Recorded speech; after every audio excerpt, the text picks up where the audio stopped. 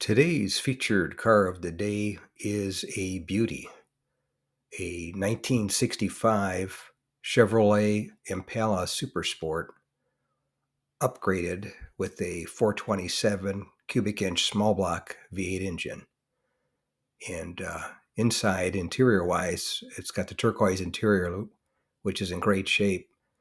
It's also been upgraded with four-wheel disc brakes and bigger wheels and tires, and was the last year for the three round taillights on each side for the Impala. Next year, 66, they went to the three square taillights in one-piece format. But this one, like I said, the interior was beautiful, with stock, nice with the brocade inserts in the seats, the vinyl interior.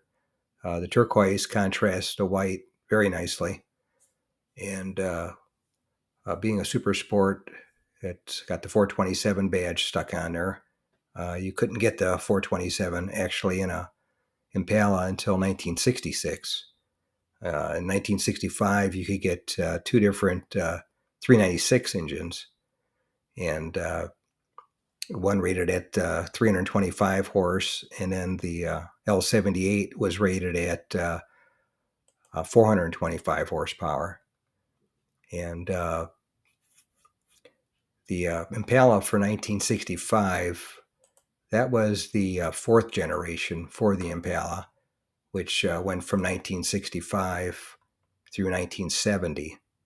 Now, sales-wise for 1965, they ended up making 1,046,500 Impalas. And out of that, the Impala Supersport, they made 243,114. If you made it to the end of the video, thank you very much for watching. I appreciate it. If you can share this video and my channel, Car Finder, with a friend, or share it on your group page if you have one, I would appreciate it. Otherwise, thanks for watching, and we'll catch you on the next one. Thanks again for watching. I appreciate it.